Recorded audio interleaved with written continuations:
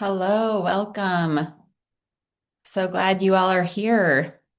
As people are joining, I'd love for you to put in the chat where you're from, how many kids you have, their ages,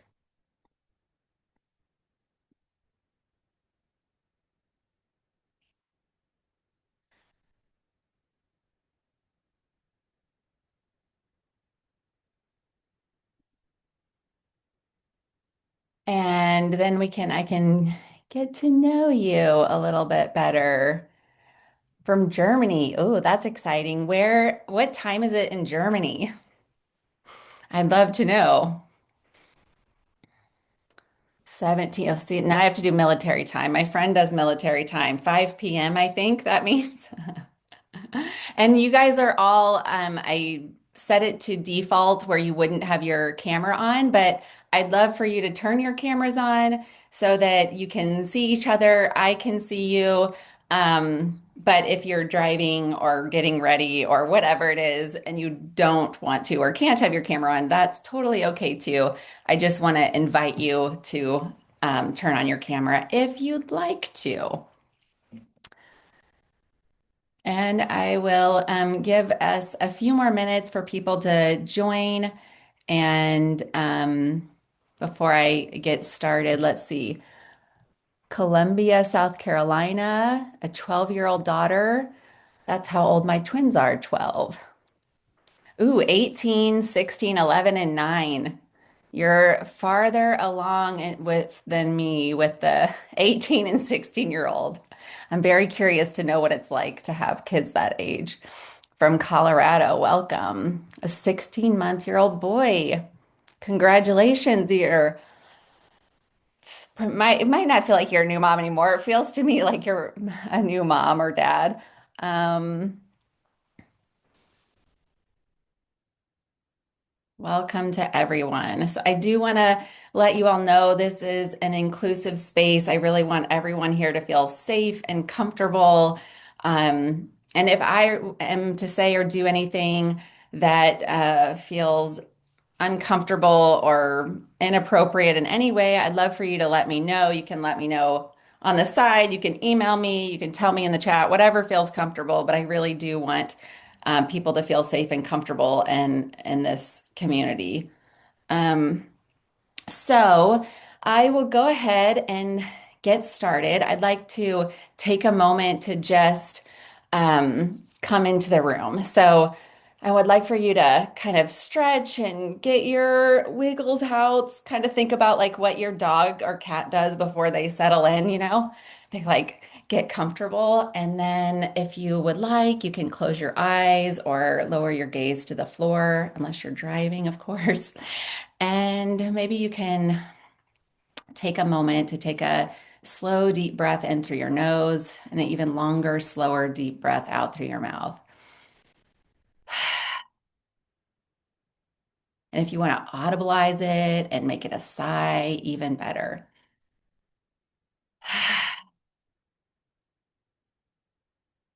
And then just feel your feet on the floor, feel your legs touching your seat, your back against the back of your chair. And just notice what you're bringing into the room today. What's happening in your body? Do you feel settled, calm, tired, anxious, pulled in different directions? And notice your thoughts. Is your mind racing, thinking about all the things that you have to do today? Is it pretty steady and calm and quiet? Just notice with curiosity, trying not to make any judgments about whatever we have. All right, now that we're all here, I just want to remind everyone that this everything I'm going to share today is intended for educational purposes only and isn't a replacement for therapy. I am a therapist, but I do not provide psychotherapy from Compassionate Heart Mindful Life in any capacity. And where's my mouse? and it shouldn't be a substitute for mental health treatment. So if you need anything like that, then I would like for you to find a qualified professional in your area. If you need help with that, you can definitely reach out. So, I am a licensed professional counselor, and I also am a certified emotionally focused family therapist supervisor and a parent educator in this role, and a mom of three. I have boy and girl twins that are 12, yes, 12. They're in sixth grade, and then I have a 10-year-old daughter as well. And everything I'm going to share with you today is very personal to me and my experiences. So that part, mom of three, is really important. Um, so in the chat, I'd love for you to put a word. How do you want your children to feel being part of your family? What is it that you would like for them to feel being part of your family?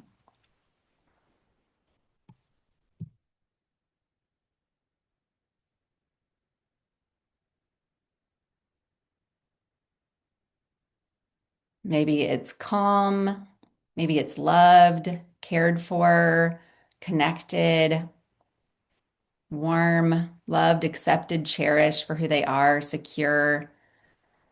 Great. And how about you as a parent? How do you want to feel about yourself as a parent? I like that, respected regardless of age. That's great. Loved and safe. How do you want to feel about yourself as a parent? I think mine would be confident, calm. I think that's a theme. Calm and safe place. Yes, competent and loving. I love those. So I want you to think about those words that you just put, the words that you want your children to feel and how you want to feel as as a parent. I want you to think about that as your North Star. This is why you're here. And this is what you want to cultivate, and hopefully what you already are cultivating in your family. And my why. So, what as a new therapist, I think I was pretty new therapist. Maybe I had been a therapist for about 5 years or so when I had started having kids. I had been a special education teacher before that. And I really wanted to have strong relationships with my children. I wanted them to feel connected. I wanted to be able to set loving limits, calm limits. And all of those things, parenting calmly and peacefully, required me to have inner balance and calm that I did not have for several reasons. And learning about attachment as an emotionally focused therapist and the importance of the parent-child relationships, I like read and read and read all of the information that I could get my hands on. And it was still difficult. And I really didn't, I of course wanted to have well-behaved children, but I didn't just want well-behaved children. I really wanted to have strong relationships with my children. So when they were teenagers, they would come to me, they would call me, they would say, "Oh my goodness, this just happened. What do I do?" Or when they're in their 20s and they're out of the house, that they call me and want to talk to me because we have a strong relationship. So that was really important to me and is important to me. Also, I wanted to acknowledge their brain development, where they were developmentally. And I wanted to interact with my kids in a way that fostered resilience and self-esteem. I read about developmental brain science much more in depth than I got in my education. Um, and and Dr. Laura Markham's work on the peaceful response to children's difficult behavior, Dr. Daniel Siegel's work on developmental brain science. There was just one big problem that all of the things that I was learning required me to have balance and calm when my kids were struggling. But in reality, when they'd get off balance, I would feel overwhelmed. When they were little, like in these pictures, and they were crying, I felt overwhelmed and flooded. So not only could I not respond calmly, I struggled to not yell and become reactive and harsh. Unfortunately, and I knew this, which was what made it even worse, I was setting the stage for insecure attachment where they didn't know which mom they were going to get. They didn't know if they were going to get calm mom who's loving and caring, or they were going to get harsh mom who loses it and is like reactive. And that could be pretty scary to them, right? So over time, I found a path that helped me find my inner calm. And really, it was when I got support. And that helped me to be less on edge, yell a lot less, and not be so constantly triggered. So now that's why I'm here. I want to help other parents be able to do the same thing. And just a little bonus for you guys. If you're able to stay till the end, I'm going to share with you a parent reflection journal that I created to 5 minutes a day, or you could do it on a Sunday slow down. Maybe you want to do it once a week to help support you in keeping your parenting intentions front of mind, to help you stay positive and focused and grounded in what you're wanting to do. I journal like a gratitude journal every day, and I find it so helpful. So I wanted to create something like that for you guys. So a little bit more about what was happening with me and was about 10 years ago. So that would have been after my youngest daughter was born, I began to slip into severe parent burnout, which lasted for several years. And the worst part was that the people in my life that were most affected were my children. My nervous system was overloaded. I also have ADHD, so I'm more likely to be dysregulated and have rapid mood swings and intense feelings, which is nice when they're the good feelings, but really hard when they're the difficult ones. I had a history of anxiety and depression. So all of this led me to be easily triggered and overwhelmed. And I learned more about my window of tolerance and burnout from Emily Nagoski, which was very helpful. My partner worked long hours at the time. My family was in another state. And all of this left me short, edgy, and yelling more often than I would like to. And the reason I'm wanting to point out some of these things is you might hear your own story. You might have different stressors in your life, or you might have some of the same ones, but there's many reasons that we as parents might have nervous system overload. There's many reasons that we might experience parent burnout that are out of our control, which affect us deeply and affect our ability to show up the way we want to. So I want you to put in the chat, are you okay until your child does really specific things that set you off? Like maybe your partner gets upset about one thing, but you're like, oh, I'm fine with that. But when they ignore me, when they talk back, when they argue with me, it pulls me in. When they slam a door, when they won't get ready in the morning and they're dragging their feet. So it's like specific things that set you off. Or are you more like number two, where you're okay unless you're super stressed? Like, you're fine, but then something happens at work and your stress level's really high, or something's happening with your parents or a sibling or whatever it is. And then that stress that you're carrying really impacts your parenting and you notice it. Are you more like number three, where you get pulled into the negative cycle and then you feel so upset about it that you're as upset with yourself as you are your kiddo, and it just kind of lingers and you find yourself kind of pulling away because you feel so bad about the situation and how it goes? A mix of all three, yes. All three, yes. Yes, I can relate. So we're going to think about this as parenting from the inside out. This is not my phrase. This is a title of one of Dr. Daniel Siegel's books, which I really love. Because in addition to understanding our children's developmental stages, which is really helpful information, and what they need when they're struggling and what's happening with them and their brain when they're having a hard time, we also need to know what's happening with us as parents. We, as the parent, have the capacity to calm difficult moments down, to create stability and ease. And understandably, when we're flooded with difficult emotions, We cannot. That makes it so difficult. And unfortunately, because our children's nervous system mirrors ours, if we're not okay, it's our kids do not feel okay. And that fuels the reactivity in those difficult moments. And many of you have probably experienced this. And I really want you to think of this as empowering, that you have so much positive influence. You have the potential for so much positive influence, or you already do have a positive influence in your kid's life, but you have the potential for even more positive influence in those difficult moments.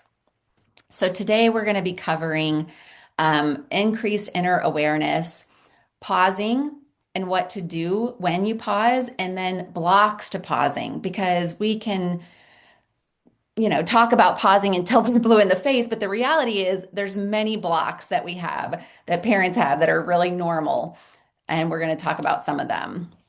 So, if we learn to open our hearts, Pema Chodron says, anyone, including the people who drive us crazy, can be our teacher. And that's the way I think of these difficult interactions with our kids, that we can actually learn about ourselves from our kiddos' difficult behaviors, because they trigger something in us.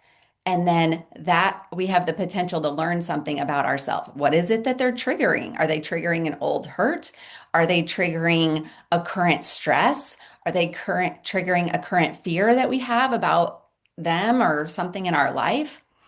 And what's really cool and exciting to me is that we don't just have the potential to learn about what's happening inside of us, but we have the potential to heal. And that's the thing that I am most excited and hopeful about, because I got into all of this parenting this way for my kids. And so they would have secure attachment. So they would be okay. And they would, have good self-esteem and all this good stuff. And I'd have a good relationship with them. But something else happened that I did not anticipate. I got better. Things that I didn't even know were happening with me.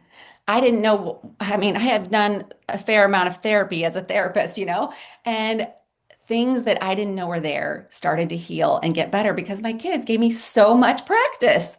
That was the upside. So, when your kiddo's having a hard time, I want you to kind of give you a way of thinking about it. So I love Dr. Daniel Siegel's hand model of the brain. Of course, it's much more complex than this, but my knowledge is limited. So we're going to focus on a limited basically, this is the model of the brain. And when your prefrontal cortex is offline, your kiddo has flipped their lid. The prefrontal cortex is the part of your brain, of your child's brain, that can take things into consideration and be like, oh, I don't want to get in trouble, or oh, it's not nice if I hit my sibling, or oh, I'm gonna, upset mom if I slam the door. When they're intact, our kids, want to do well. They want to do the right things. They want to be in our good graces. But when they flipped their lid, their stress hormones have taken over. They're in fight or flight. They're not in a learning brain, and their nervous system is dysregulated. And this is when our kids need our support the most. And this could happen for any reason. It could be stored up feelings about something totally unrelated to the situation. My son, says, ugh, this dinner is gross.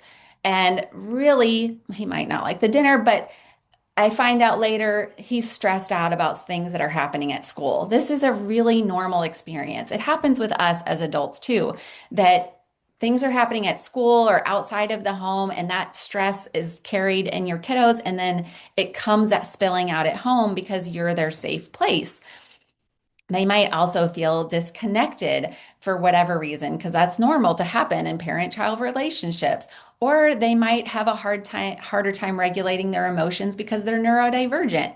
Like I mentioned, have ADHD. My daughter also now we've discovered has ADHD. So no matter the reason why they flipped their lid, this is an indication that they need us, that they need your calm. They need your regulated nervous system to help them regain their balance. So let's look what happens when things go sideways. How and why does this happen? So first off, our eyeballs face out. When a difficult interaction happens with our kiddo, we are very, we're focused on them, what they're doing, what they're not doing, and like what is driving us crazy in the moment. But the interaction isn't one-sided. The thing is that our kids' behaviors can often trigger us as parents because we care about our kids. So I'd like for you, unless you're driving, to close your eyes or lower your gaze to a spot on the floor and imagine a negative interaction with your kiddo. Maybe something that happened recently, a time that you got hooked. And just watch it in your mind's eye like a movie. How did it start? And before you react, like maybe you're like, oh, it's when my kid ignored me, it's when they slammed a door, it's when they said no. Just before you react, notice how you felt in your body. Did you feel tight and tense? Did you feel your shoulders like in your ears? Did you feel your jaw clenched? Did you feel your stomach in knots? Oftentimes it's this really intense, tight feeling. Or I remember feeling really explosive, like my body was going to explode from anger. It can feel really intense in our body. And what about your thoughts and emotions? Our thoughts and emotions can fuel the fire in these moments. So, what were you thinking to yourself? Like, my child is lazy, they're spoiled, I can't get them to do anything, they never listen.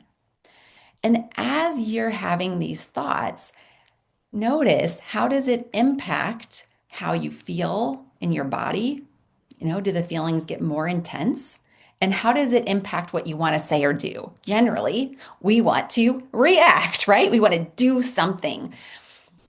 So, how do you find yourself responding to your kiddo? Do you notice that you start to lecture and you're like, okay, if I explain this thoroughly enough to you, maybe you'll get why it's important to you to do your chores. Or maybe you try to convince them, hey, I'm on your side here. Like, I'm just trying to help you get your shoes on. I'm just trying to help you with your homework. I'm the not the bad guy. So maybe you're trying to convince them. Or maybe your anger just takes over and you're trying to get your child to listen and get things under control because they're getting loud, and so you're just like trying to shut it down. Or maybe you shut down and you're like, what's the point? You don't listen, forget it, and you walk away.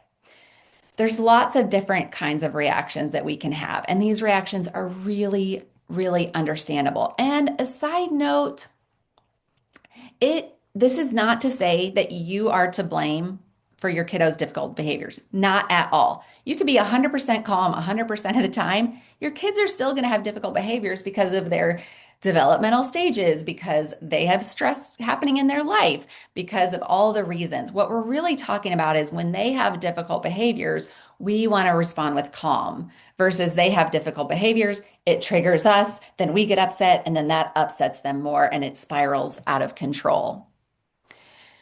So, how do you imagine your child feels in this situation?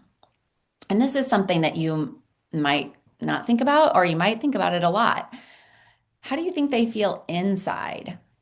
How do you imagine that might finish this statement? Mom or dad thinks I'm. Maybe put your responses in the chat. Maybe hurt, alone, not good enough. Maybe they think to themselves, I always mess up. I can't come to mom or dad because I might get in trouble. The thing is, you're their North Star. Just see. Um, it's I'm at fault, right? Like my son is highly sensitive and he internalizes everything. And it's been so helpful to read about how normal that is for highly sensitive kiddos. Um, Mom doesn't really love me. She only says it, right? Like these are the things that our kids might be thinking or feeling because you are their North Star.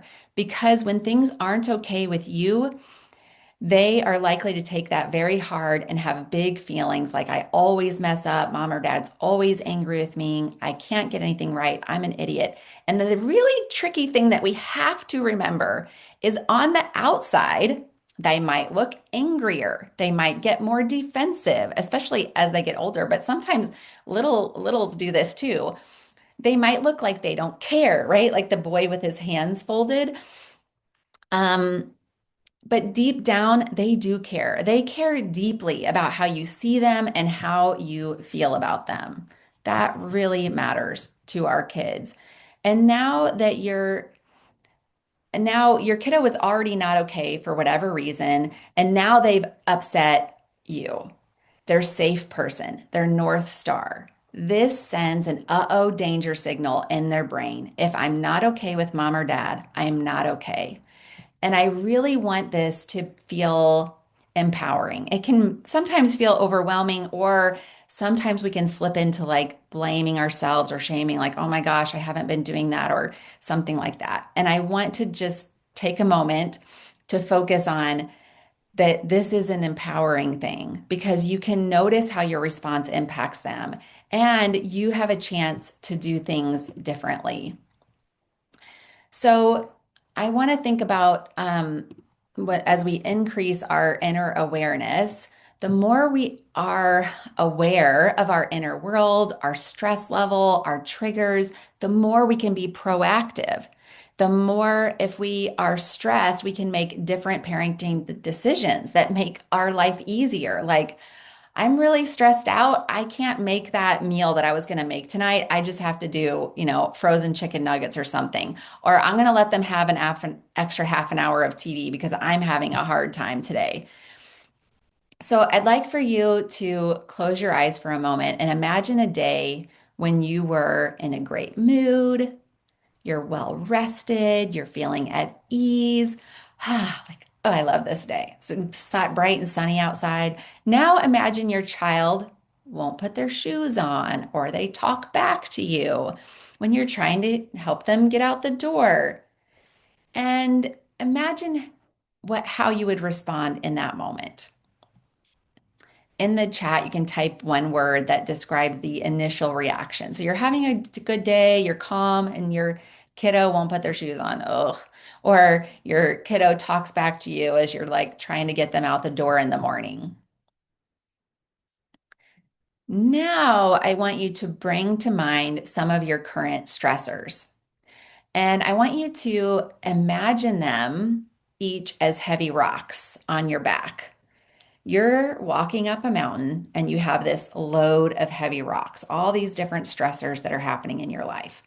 Now imagine that your kid's walking alongside you and you're like, hey, kiddo, we're walking up this mountain. I need you to put your shoes on. And they won't do it. Or you're walking up the mountain and you have an older kid and you're like, hey, I need you to carry your rock. This is your rock. You need to carry it. And they talk back. Now, I want you to think about how does that heavy load affect your ability to respond to your kiddo? It's a lot different, right? It's very different. I would, in the chat, type one word that describes that reaction when you're carrying that heavy load of boulders and your kiddo won't put their shoes on or your kiddo talks back to you.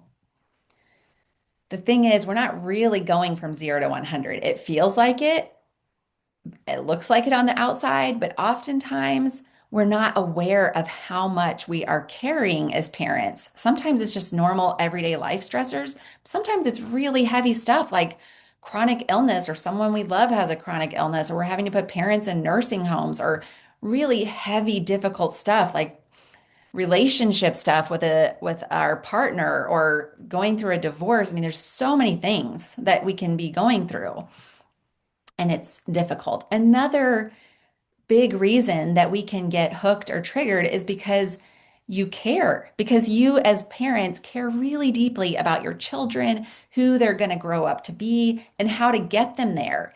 And oftentimes in these moments, when they struggle, it hits a deeper underlying fear like, oh my goodness, they're going to be spoiled. They're not going to do anything for themselves. Like, I'm doing something wrong here because I can't even get my kid to set the table. Like, what are they going to look like when they're 20? And that fear of I care deeply about how they're doing, that fuels our reactivity in the moment. Because the reality is you want more than anything to be there for your child, your children. You want to provide what they need, such as love and loving limits. And when we're struggling internally with fears, those intentions can come out sideways. And we the good news is we can actually begin to see our edginess in these moments, our yelling as um, a signal like, oh, I'm stressed. Oh, this is triggering a fear inside of me. Oh, this is triggering a past difficult experience that I went through when I was their age. Now, this same difficult moment, the same reactivity is giving us information, and that's really powerful. Dr. Daniel Siegel says, as children develop, their brains mirror their parents' brain. As parents become more aware and emotionally healthy, their children reap the rewards and move towards health as well. So not only does pausing help us regain our balance and respond calmly, but it also, the little eyes are watching us and we're modeling really good behavior. Pausing isn't exactly what you would like, isn't pausing exactly what you want your kiddo to do before they hit their sibling, like throw a toy, slam the door. Like, this is what we want our kiddos to be able to do. Oftentimes they can't because of their brain development. But think about if we're struggling with pausing, it's going to be that much harder for them because our brain's fully developed. And when we get angry and triggered, we can learn how to pause and work through that anger in a new way. So you need to pause when you're overstressed and overwhelmed. Your children's behaviors have just pushed you over the edge. You're about to lose it with your kiddo. These are all signs that you need a pause. So just like we were talking about a moment ago, that our children have flipped their lid, this is also true for us. When do you become aware that you are losing it or have lost your cool? Is it mid yell or is it once it's over and you're filled with regret?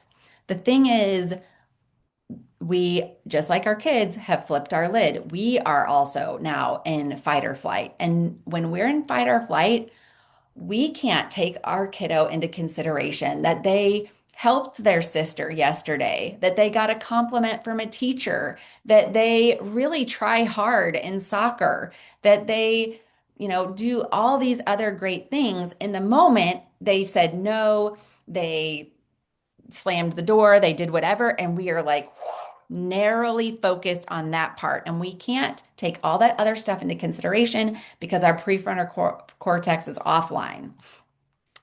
So, what would it be like to actually be able to pause in that situation? Mid losing it, or even before you lose it? I'd like for you to again close your eyes and re-watch a situation as if it were a movie. In the moment, your attention was likely focused outward on your child and what they're doing and not doing. Our kids do really difficult stuff sometimes. This time, we're going to turn the focus inward on yourself. What do you remember feeling before the interaction? Like in the recent one, think about, were you stressed or were you pretty much okay? When did you go from being okay to not okay?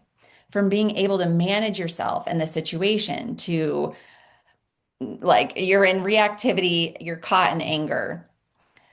And then what specifically sent you over the edge? As you begin to be able to slow these moments down, now you have information. Oh, this triggered me. Interesting. I wonder what it is about da da da da da that triggered me. Is there a story behind this for you? Maybe a fear? This is really great because now you've learned something about yourself. When we only focused outward on our child and their behavior and what we want them to do and not do, we miss an important part of the picture, us. So, Kristen Neff, a self-compassion researcher, says our culture does not emphasize self-compassion. And I think of pausing as a self-compassionate act. Quite the opposite. We are told that no matter how hard we try, our best isn't good enough. So we want to keep trying, press on. We want, when you consider pausing, what comes up for you? Because the reality is, you might, as you go about your day, you might notice the next time you get hooked a little bit quicker. You might remember this.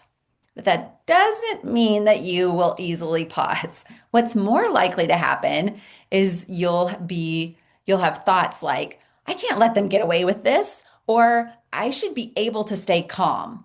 What's wrong with me if I need to take a break? Like these are the kind of things that we might think to ourselves, which aren't particularly helpful. Pausing is the opposite of letting ourselves off the hook because in reality, we're turning towards something that we do not feel great about and the difficult emotion that goes with it. Pausing allows us to self reflect, to be curious, and to be honest and learn about ourselves as we make different choices so that we can make different choices. And you're not alone if you feel like I should do better. I can't give myself a break. The thing is that when we're in fight or flight, it's not just a bodily response. There are compelling thoughts that go along with it. And all of these thoughts say, act now. There's, again, there's good reasons that we don't pause. From the interviews I did with parents, the time crunch was one of the biggest ones. Or it was like, if I don't get them into the shower, I won't be able to get them into bed. And if I can't get them to bed, they won't get enough sleep. And then the mornings are going to be hard. So it's like this negative chain reaction of like, I just need to get them to do the thing, right? There's lots of reasons that pausing may feel counterintuitive and be very difficult. We also might worry that we're sending the message that, like, I'm just letting them get away with it. And we might feel like a permissive parent. And I want you to just highlight pausing is not permissive. We are being very intentional about bringing our brain back intact so we can respond to our child, to the situation, rather than just be in reactivity. That is the opposite of being permissive. And the thing is, we often feel really bad about how this goes. You might think to yourself, what's wrong with me? Why can't I keep it together? I often had this thought, so and so would never yell at their kids. Why can't I stay calm like them? And when we beat ourselves up, we feel worse. It shakes our confidence as parents. And then the next interaction is that much harder.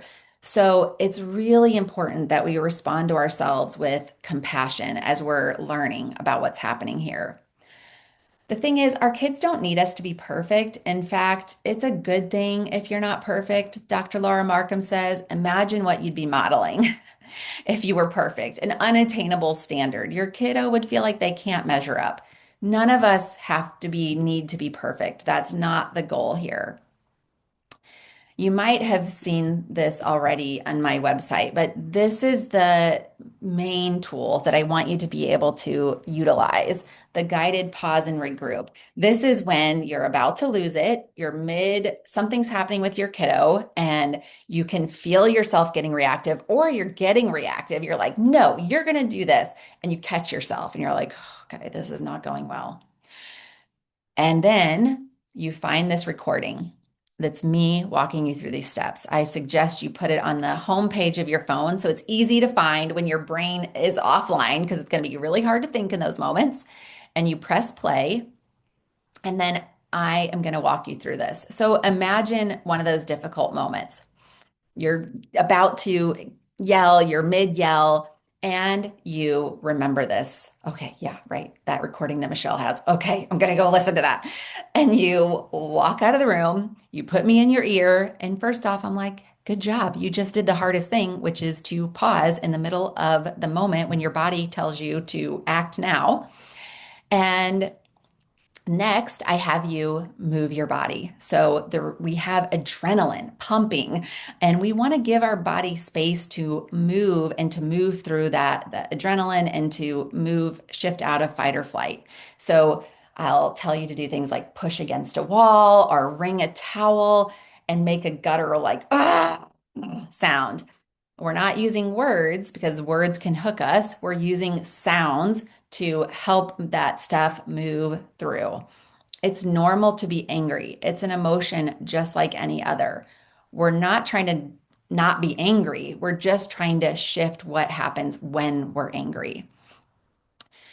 Um, you could also breathe in, tighten all your muscles, and then let that out with an audible sigh. So on the recording, I prompt you through different things you could do to move your body. Pause, keep doing it until you feel worn out, until you feel like, okay, like you've moved some of that through. It might take a couple minutes, it might take 10 minutes. And next, I walk you through your thoughts. Again, your brain is telling you this is an emergency, you need to act now. And unless you believe that you need to call 911, this is not an emergency. So remind your brain, this is not an emergency. And then check in with your thoughts. You might be thinking, my child is terrible. Then I'll walk you through challenging that thought. Is my child really terrible, or are they just having difficult behavior right now? And then challenge the thing is, our angry thoughts keep us in fight mode. They fuel the fire and they're not very helpful. So, my kid is an ungrateful brat. Challenge it by saying, is it true that my child's ungrateful? Or is it possible that they're just tired or hungry or struggling, much like I am right now? So, after I walk you through shifting your thoughts, then I walk you through self compassion. And I ask you to place your hand over your heart and say something such as, it's normal to be angry right now. A lot of parents would be angry. May I be gentle with myself in this tough moment. And you might add, may I be gentle with myself and my kiddo in this tough moment. And that is what the guided pause and regroup is. I tried to keep it at like 5 minutes because you can't be gone for long, right? And if you have littles, you might have to, I'm going to put that link in the chat um, in case you haven't already gotten access to it.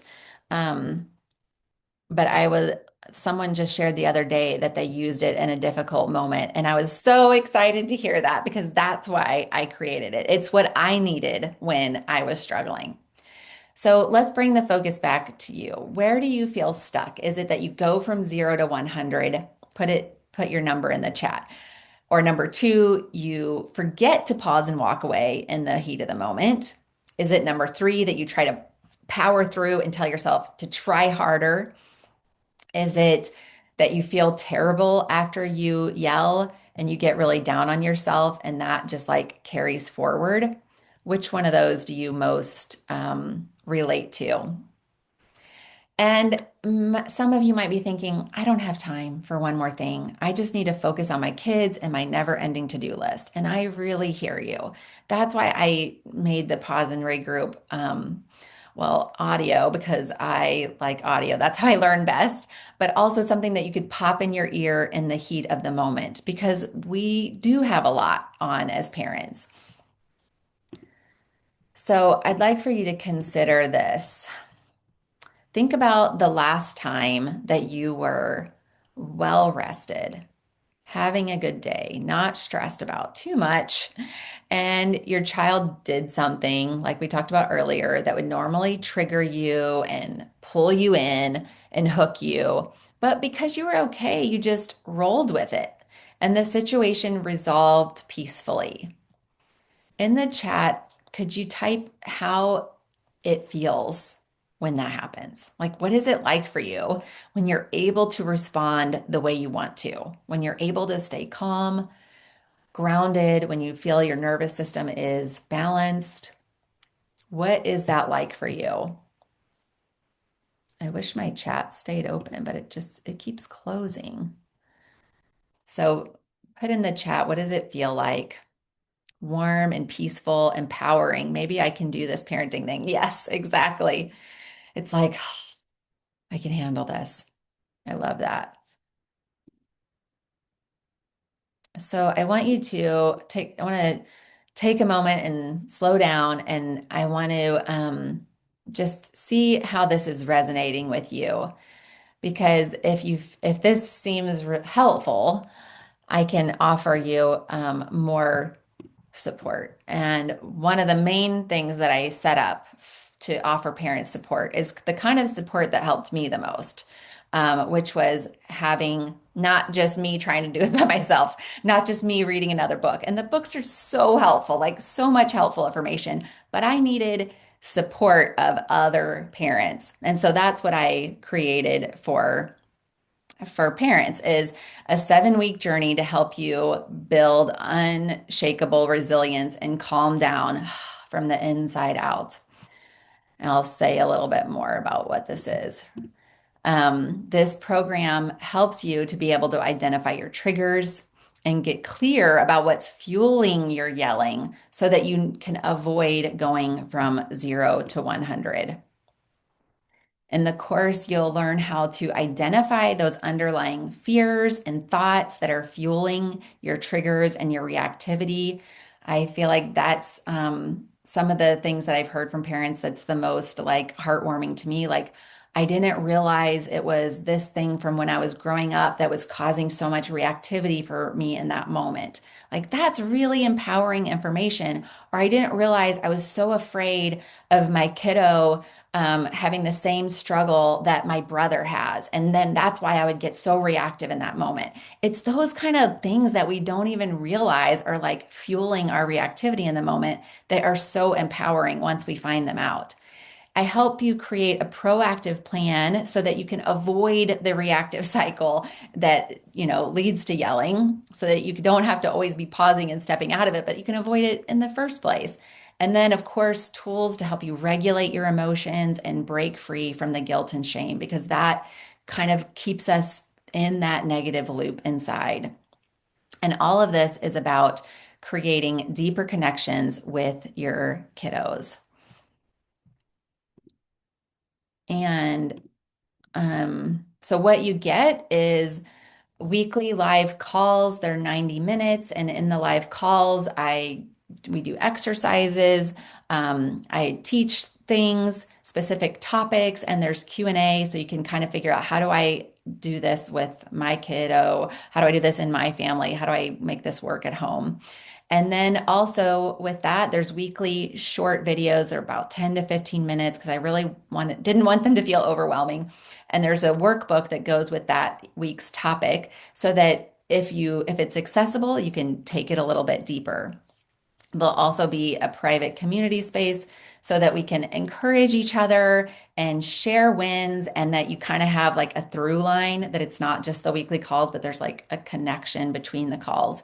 And then daily guided meditations. I found meditations to be enormously helpful in learning to regulate my nervous system. So I also wanted that to be part of it, that you could listen to a guided meditation that I've created specific to that topic, specific to parents, and to help you kind of have that through line between calls. And the thing is, everything is optional. You can jump on and off calls. You can have a baby in your lap. You can make some of the calls and not others. And you can just watch the recording. One time someone was in Hawaii and they couldn't do any of the live calls. They only caught the recordings. So whatever it is that you need or whatever works best for you at this time in your season of life, you'll have lifetime access to the recorded videos that I've made, to the exercises, and so you can use it at some later point in your life. And the cost for the 7 weeks is $497. And you might be trying to figure out, like, is this worth it to me? And I would say, if all this did was helped you feel less on edge and irritated in your parenting, would that make it worth it? Or if it helped you feel less alone and more supported, this was the big one for me, would that make it worth it? If it just gave you one simple strategy to maintain your balance in the toughest of parenting moments, would that be worth it to you? And some common questions that people ask, like, what if I don't have enough time to do this?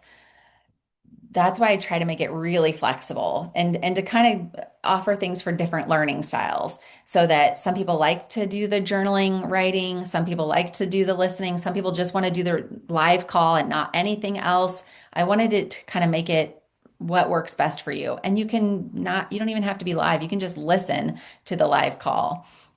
I saw you don't have to have your video on.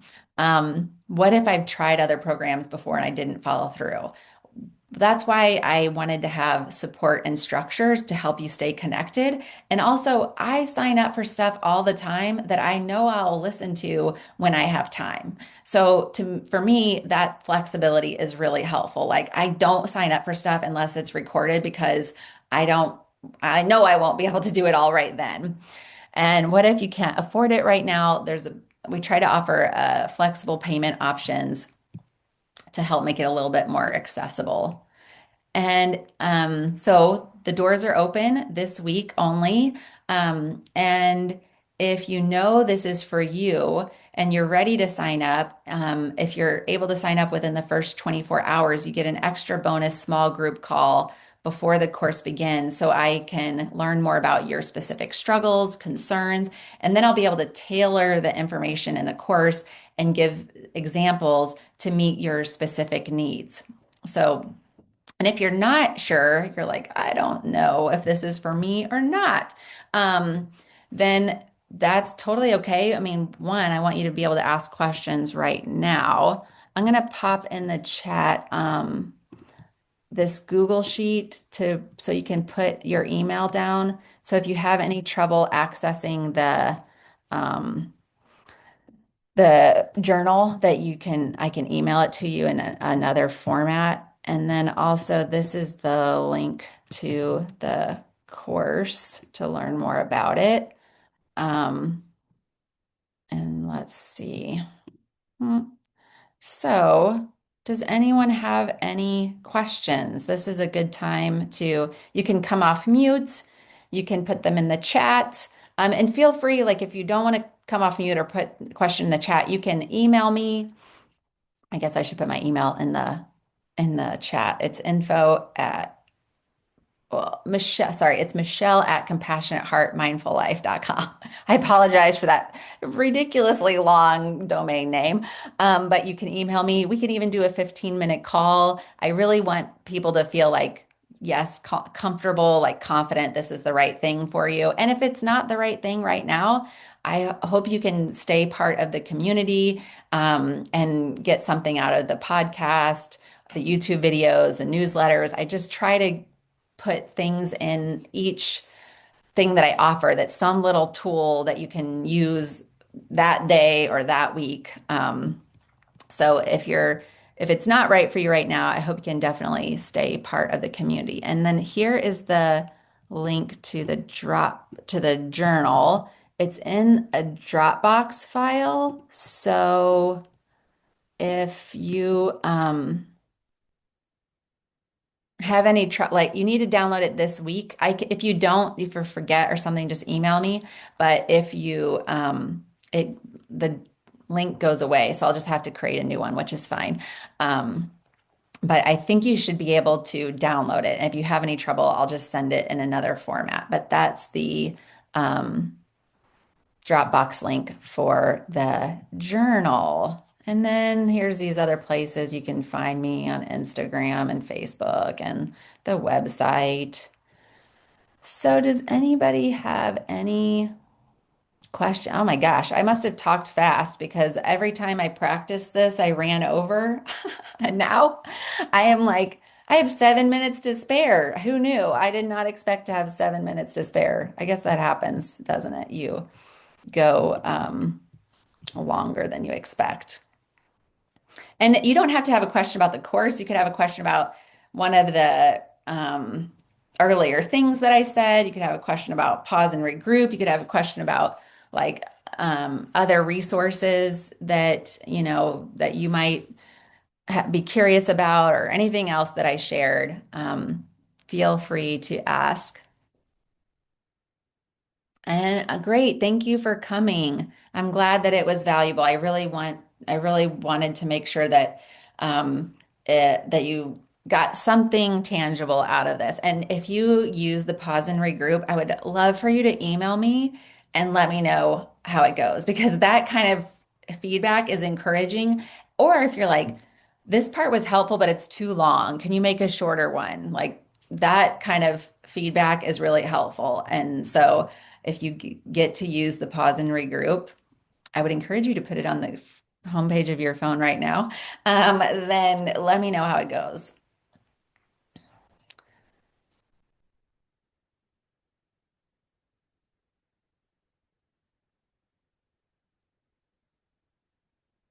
You're welcome. Thank you for coming. I'm so glad that all of you took the time to do this today. It just shows how much you care about your kids and your family and how important they are to you, to that you took an hour out of your day to spend with me learning more about showing up for your kids calmly. That is very cool.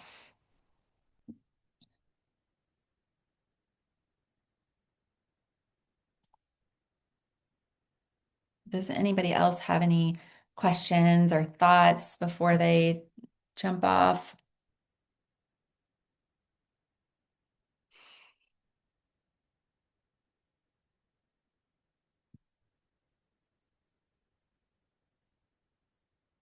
Wonderful. Thank you. I appreciate that. And if you have any questions before you refer clients, definitely feel free to ask. I'm happy to give you any information that might be helpful. But I'm really glad that it's potentially a helpful program. Great. I'm glad it was accessible. That is the goal. Want it to feel accessible and doable for everyone. Thank you for the feedback. It's really helpful.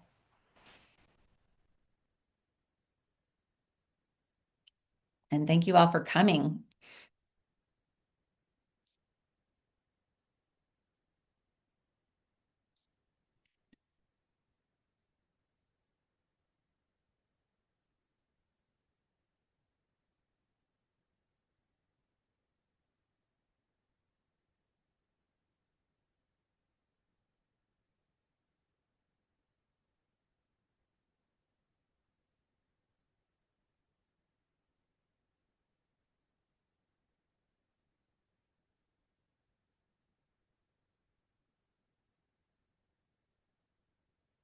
Great. I'm glad I want to print out the journal for myself. I haven't actually done it.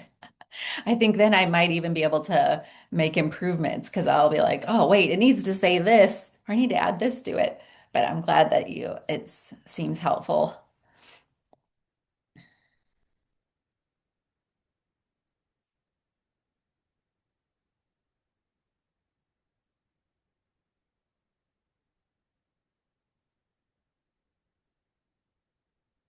You are very welcome.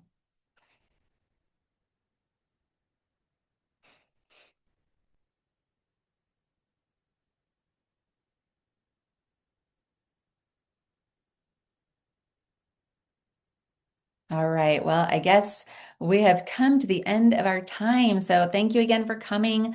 I'm going to log off now. I hope everyone has a great day. Bye.